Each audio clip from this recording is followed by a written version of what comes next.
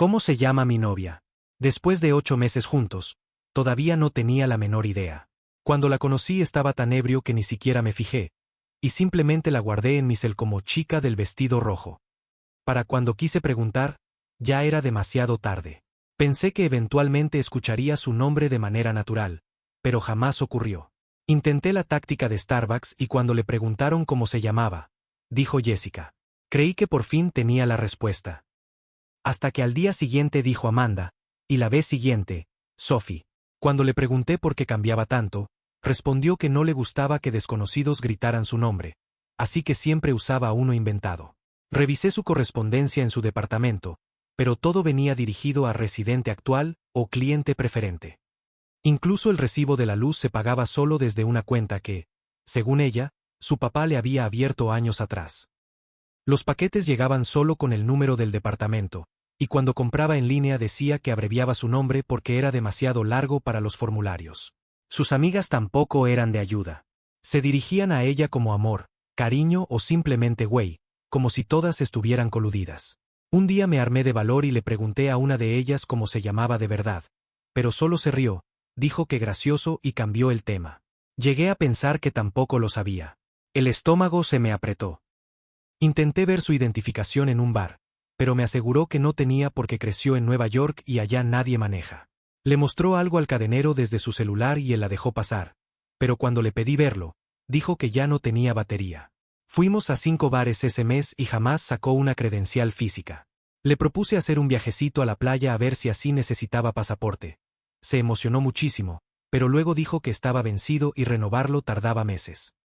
Cuando me ofrecí a ayudarle con los trámites, me soltó que su acta de nacimiento estaba en casa de sus padres, en otro estado, y que ellos estaban viajando por Europa. Así que nada. En los restaurantes hacía las reservaciones a mi nombre, y cuando fingía olvidarlas para ver si ella daba el suyo, simplemente le decía al anfitrión somos dos y nos sentaban sin problema. Si le pedían su nombre, señalaba cualquier cosa del menú y empezaba a hacer preguntas hasta que se les iba la onda. Lo tenía practiquísimo. Me puse cursi y le pregunté cómo le decía su abuela cuando era niña. Me dijo que tuvo tantos apodos que ni recordaba todos. Le pregunté cómo le hablaban sus maestros y me contestó que la educaron en casa, y su mamá solo le decía corazón. Cada anécdota esquivaba su nombre. Sus tarjetas de crédito solo decían miembro valioso porque, según ella, el banco le ofrecía esa opción de privacidad. Su membresía del gimnasio estaba registrada con una cuenta de un trabajo viejo. Su laptop tenía solo un emoji sonriente como usuario. Incluso en Netflix su perfil se llamaba Yo, y cuando le pregunté por qué, dijo que le parecía gracioso. Llegué a revisar sus anuarios mientras se bañaba, pero en todo su foto estaba recortada. Dijo que su ex lo había hecho por celos, que era un tipo inestable. La única foto donde seguía su cara tenía el nombre tapado con corrector. Ella dijo que su ex había hecho eso también, y cambió el tema. Ya desesperado, le propuse de broma que nos casáramos, solo para ver si así decía su nombre, pero en vez de reírse, se emocionó y empezó a hablar de planes. Cuando le pregunté qué nombre quería en las invitaciones, respondió, mejor pongamos algo como, acompáñenos a celebrar. Un día encontré su título universitario en un cajón, pero la parte del nombre estaba destruida por agua, irreconocible. Me contó que una tubería se había reventado en su primer depa y arruinó varios documentos importantes. El nombre parecía borrado a propósito, aunque el resto estaba impecable.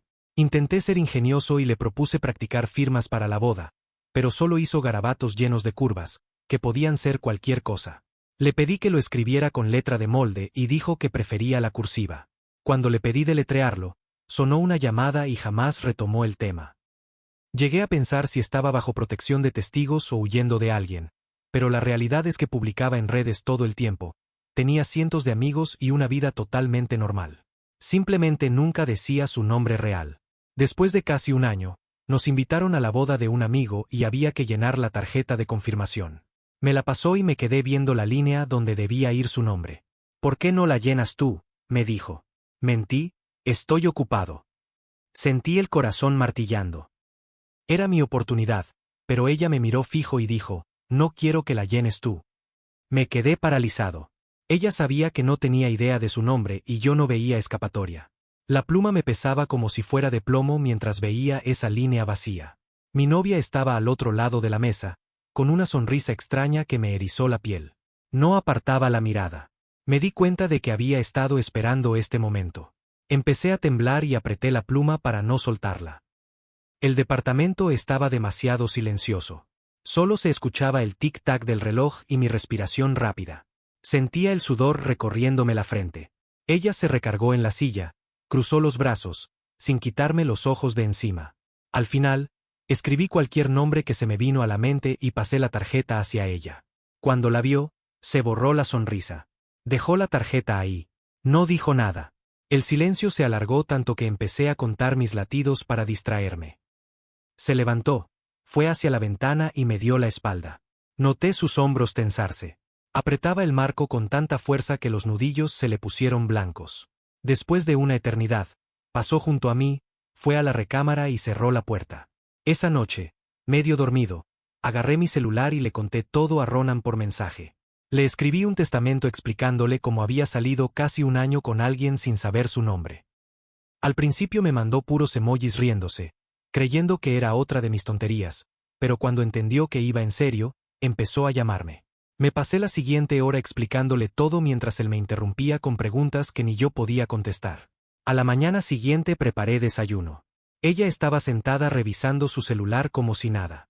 Lucervi Café, Respire Hondo Wymicente. Necesito saber tu nombre para la boda, dije, tratando de que la voz no me temblara.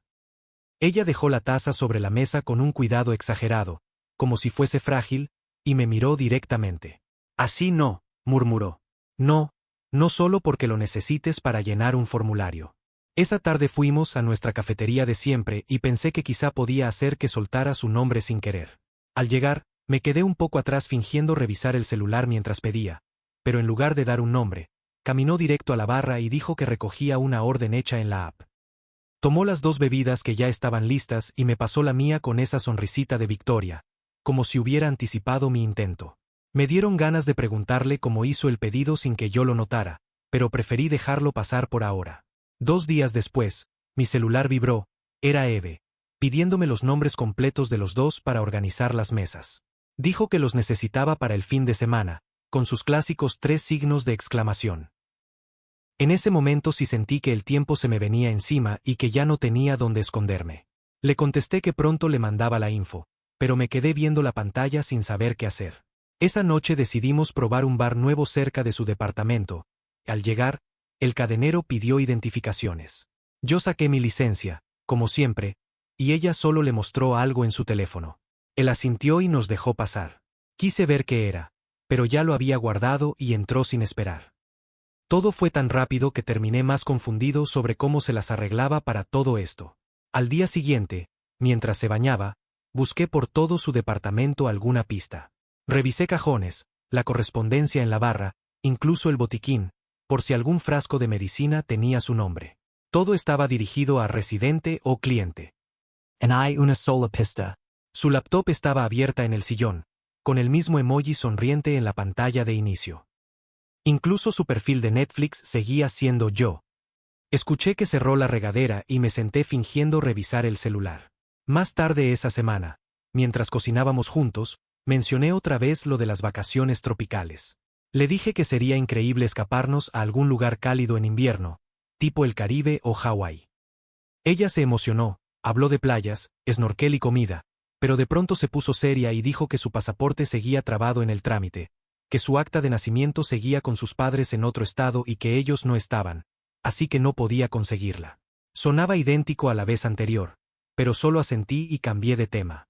Al final terminé sacando una cita de emergencia con Miranda Klein, una terapeuta que encontré en internet porque tenía excelentes reseñas y podía verme esa semana.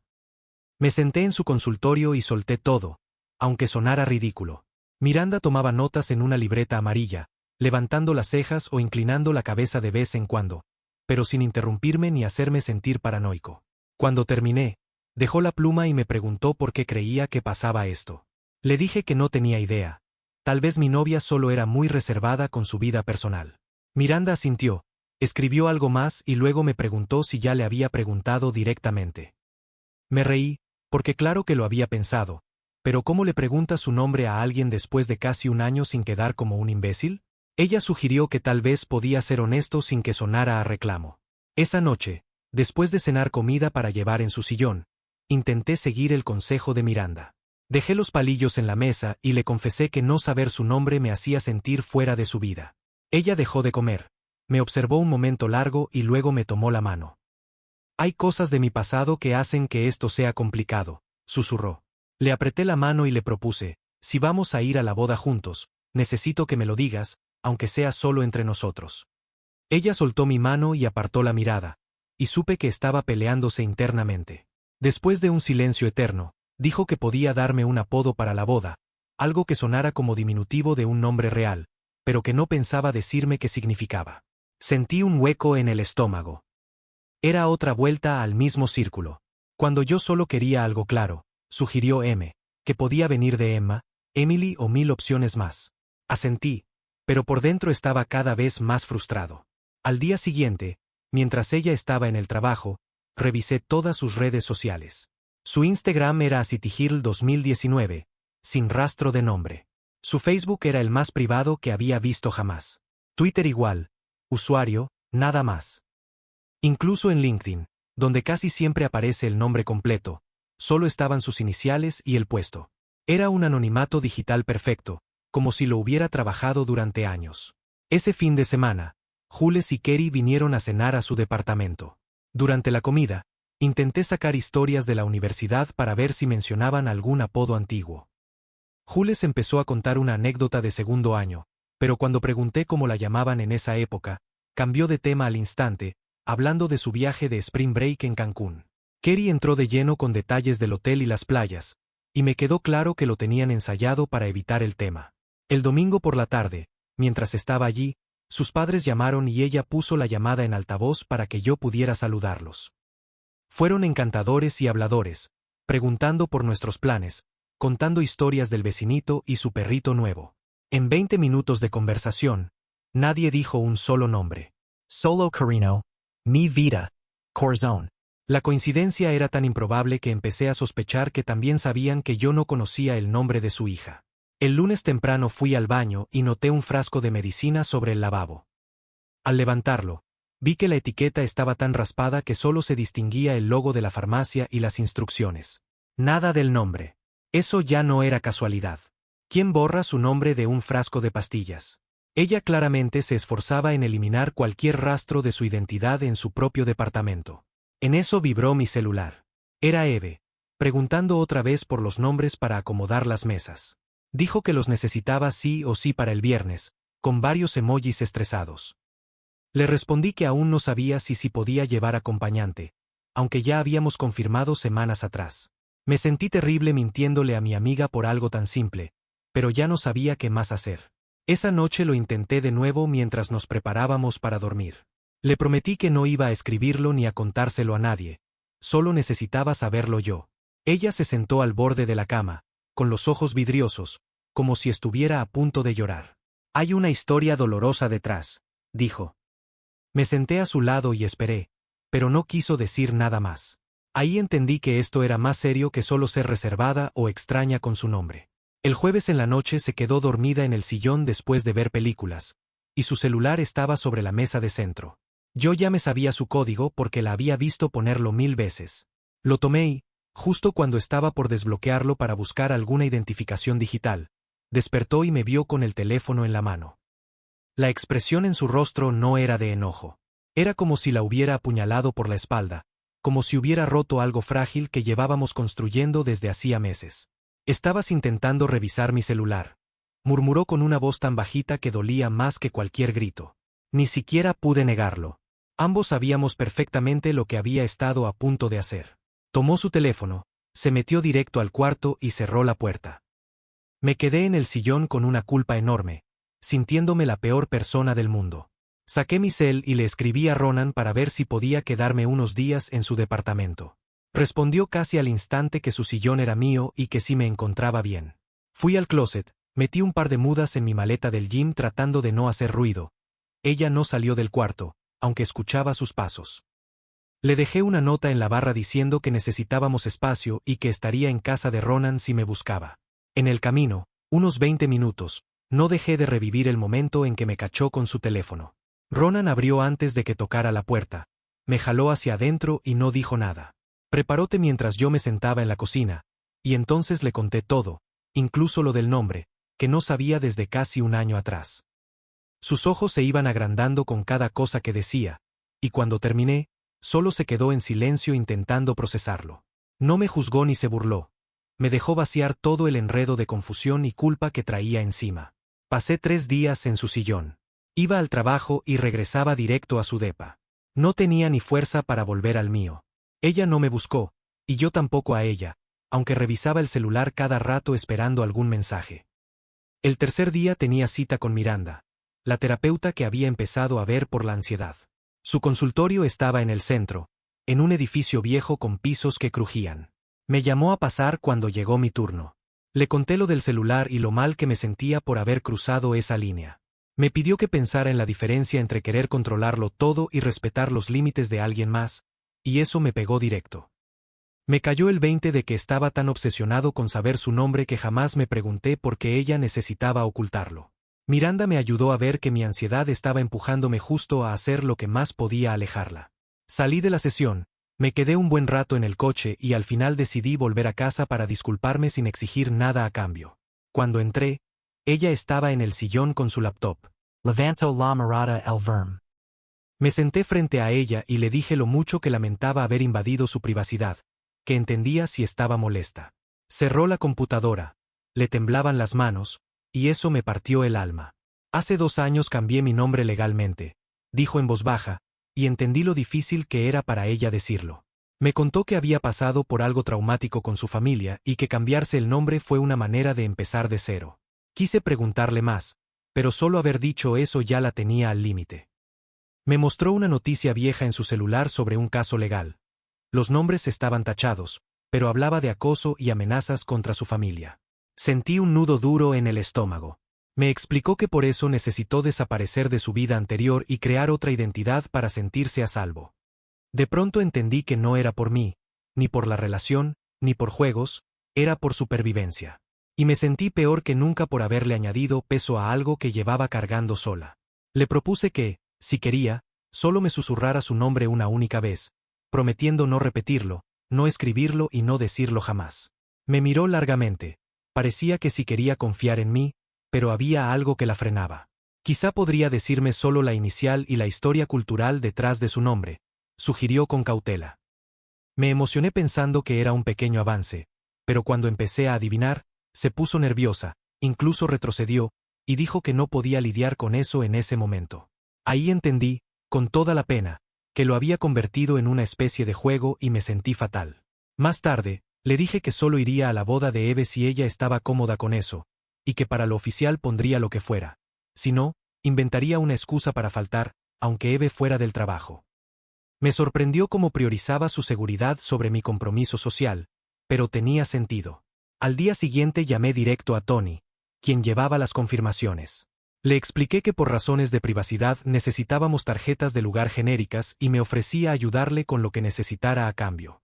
Al principio estaba confundido, me hizo varias preguntas, pero al final aceptó porque confiaba en mí, aunque algo no le cuadrara. Incluso aprovechó para pedirme ayuda con la organización del banquete. Acepté sin dudar, agradecido de haber encontrado una salida que no lastimara a nadie. En los días siguientes, ella notó cómo manejé todo sin presionarla para que me contara más de lo que podía. La vi relajarse poco a poco. Una noche, mientras preparábamos la cena, me contó que estaba reuniendo fuerzas para decirme la verdad, pero que necesitaba unos días más. Le dije que no había prisa, que yo la esperaría hasta que estuviera lista. Los días se hicieron eternos. La veía pensar, procesar, prepararse. 6 días después, me mandó un mensaje pidiéndome que fuera a su casa esa noche. Cuando llegué, todo estaba oscuro, salvo por una velita en la mesa de centro. Me tomó las manos y me llevó al sillón. Sentía como temblaba, aunque el lugar estaba tibio. Se acercó a mi oído y me susurró algo tan bajito que casi no lo escuché. 3 sílabas que jamás había oído, raras y hermosas, y completamente diferentes a cualquier nombre que conociera. Sentí alivio al fin saberlo, pero también una tristeza profunda por todo lo que la obligó a esconderlo. Me pidió que prometiera no decirlo en público, no escribirlo, no compartirlo con nadie, pasara lo que pasara. Asentí y apreté su mano.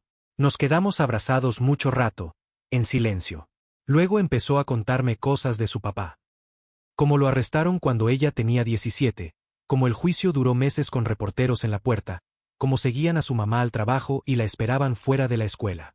Hubo amenazas pintadas en la cochera y a su hermano menor lo golpearon por lo que supuestamente había hecho su papá. El fiscal les advirtió que podrían estar en peligro por contactos del pasado, así que se mudaron 3 veces en 2 años. Cuando cumplió 18, cambió de nombre legalmente y se fue al otro lado del país a empezar de cero, donde nadie supiera nada. Su mamá y su hermano también cambiaron de apellido. Ahora viven en estados distintos y solo se ven a veces. Mientras me lo contaba, se le llenaron los ojos de lágrimas. La abracé y le prometí que siempre cuidaría sus secretos. Entre los dos, empezamos a construir un sistema. Solo podía llamarla por su nombre verdadero cuando estábamos completamente solos, con las puertas cerradas. En cualquier otro lugar usaba apodos o buscaba llamar su atención sin nombrarla. Tener reglas nos dio una paz extraña, y de algún modo, hasta nos hizo sentir más unidos, aunque todo fuera un poco inusual. Esa misma noche tomé mi celular y borré todas las capturas que tenía de sus documentos, junto con cualquier nota que hubiera hecho tratando de descifrar su identidad. En mi laptop tenía una carpeta llena de lo que había descubierto, y también la eliminé sin pensarlo 2 veces. Dejar de buscar fue como soltar un peso gigantesco que ni sabía que me estaba aplastando. La semana siguiente tuvo una cita médica y me pidió que la acompañara. En recepción dio su nombre legal y yo me puse a hojear una revista sin hacer el menor gesto, aunque por dentro me removió escucharlo en voz alta. Ya en el elevador me apretó la mano para agradecerme por no dramatizar ni tratarlo como algo enorme. Ese mismo día llamé a Ivy para asegurarme de que nuestras tarjetas de mesa solo dijeran invitado, y no puso ningún problema, porque yo había estado ayudando en todo el caos de la boda. El estrés que cargaba encima se me deshizo y por fin pude emocionarme de celebrar con todos. El día de la boda, el clima estuvo perfecto. Nos arreglamos, llegamos tranquilos, y eso fue rarísimo después de semanas tensas. En el cóctel estaba platicando con compañeros del trabajo cuando alguien preguntó por mi novia, y casi suelto su nombre sin querer. Alcancé a frenarme y solo dije que era mi pareja, señalando hacia donde estaba hablando con Ivy. Seguro lo notó porque me dedicó una sonrisa pequeña pero tan cálida que me atravesó el pecho. La recepción estuvo preciosa y después de cenar salimos a tomar aire lejos del ruido. Me agradeció por hacerla sentir protegida todo el día, por seguir el acuerdo sin tratarla distinto aún sabiendo su historia. Terminamos en un rincón de la terraza, bailando despacio con la música filtrándose desde adentro, sintiéndonos más conectados que nunca a pesar de lo atípico de todo. La semana siguiente llamé a Ivy para disculparme por el enredo de las tarjetas, pero solo se rió, feliz de que hubiéramos podido ir. Me dijo que me veía más tranquilo y que le encantó conocer a mi novia, que hacíamos buena pareja, y eso me sacó una sonrisa. 3 días después, en mi sesión con Miranda, hablé casi toda la hora de mi costumbre de cruzar límites cuando me entra la ansiedad. Le confesé lo del celular y lo mal que me sentí al ver la cara de mi novia cuando me pilló. Miranda me explicó que amar no implica saberlo todo, que respetar la privacidad del otro también es una forma de amor. Me dejó de tarea aprender a tolerar la incertidumbre sin controlar ni investigar. Decidí trabajar en ello a largo plazo porque entendí que mi necesidad de control casi arruina la mejor relación que he tenido. Esa noche, en su departamento, sacó una caja de zapatos de debajo de la cama y me mostró las páginas del anuario que su ex había arrancado. Los bordes estaban maltratados y hasta quemados en partes, y me contó que él había ido a su departamento después de terminar para destruir todo lo que tuviera su nombre. Mojó su diploma, borró su nombre de todas las fotos que encontró. La policía intervino mientras él abría perfiles falsos para contactarla. Cambió su número 3 veces, se mudó 2 más, hasta que decidió eliminar su nombre definitivo. Le temblaban las manos al guardar la caja, y ahí entendí que su silencio no era solo privacidad. Era supervivencia. Nos quedamos mucho rato en el sillón y acordamos pausar la idea del matrimonio. Toda la presión que había entre nosotros se disipó y volvimos a respirar sin ese peso. Pidió comida tailandesa usando su nombre falso de siempre y esa noche vimos películas sin la tensión rara de las últimas semanas. 2 semanas después, Ronan nos invitó a cenar y la presenté como mi amor, sin nombres ni explicaciones. Él no preguntó nada, nos recibió con su vibra de siempre. Ella incluso se soltó, riendo de sus chistes tontos, ayudándole en la cocina mientras yo ponía la mesa. Al volver, me tomó la mano y me agradeció por no contarle a Ronan nada de lo suyo. Noté que empezó a cambiar algunos de sus perfiles, usando solo iniciales en vez de los nombres inventados. Su Instagram pasó a ser simplemente KM, lo cual me pareció un paso enorme, aunque no sabía qué significaban esas letras. También actualizó sus apps de comida y cuando pedía café usaba la letra K. Cada uno de esos cambios se sentía gigante, considerando todo lo vivido. 3 meses después fuimos a una fiesta donde todos usaban apodos ridículos. Había quien se hacía llamar Tiburón, Frijol o Princesa, así que encajamos perfecto y nadie preguntó nada. Ella estaba relajada, divertida, como no la veía desde antes del asunto de la boda. Jugamos verpón y hasta le tiró carrilla al otro equipo mientras todos le decían babe. Todo fluyó sin rarezas. Al día siguiente, durante el desayuno, fui directo y le dije que si el secreto empezaba a afectar otras partes de nuestra relación, tendríamos que detenernos y hablar. Ella asintió, diciendo que lo entendía, que incluso le gustaba tener claro que estaba bien y que no. Ese día escribimos reglas básicas sobre cuándo sí usar nombres reales y cuándo no. Semanas después, sus papás hicieron videollamada y esta vez me mencionó por mi nombre real. Ellos la llamaban cariño como siempre, y hablamos sin rodeos, sin cuidarnos de más. Noté que ni siquiera sabían que yo había tenido conflicto con el tema del nombre. Un mes más tarde llegó otra invitación de boda de un amigo de la uni. Sin pensarlo, rellené la tarjeta de confirmación con un +1. Ella me miró desde el otro lado del cuarto y sonrió. Lo envié al día siguiente sin sentir frustración ni enojo. Era simplemente nuestra forma de funcionar. Fuimos a buscar ropa y ella pagó con su tarjeta anónima mientras yo cubría lo que sí necesitaba nombre. La vendedora la llamó Ann y le quedó perfecto. Encontramos un vestido verde que le quedaba increíble y nadie supo realmente quién era. La boda fue en un viñedo a 2 horas. Llegamos temprano para ayudar y la presenté como mi novia sin que a nadie le pareciera raro. Durante la ceremonia me apretó la mano y vimos a nuestros amigos casarse sin la tensión que hubo en la boda de Ivy. Bailamos todas las canciones y ella se soltó de un modo que me hizo enamorarme otra vez. Tomaron fotos y la etiquetaron con emojis, lo cual le dio muchísima risa. Volvimos en el transporte al hotel y pasamos la noche hablando de todo, menos del nombre. La confianza se volvió tan sólida que ya no necesitábamos aclarar cada detalle para estar bien. Viendo hacia atrás, esos 8 meses de incertidumbre parecen de otra vida, aunque haya pasado tan poco tiempo. Desde entonces encontramos nuestro ritmo propio. Límites raros, sí, pero con una conexión auténtica detrás de todo.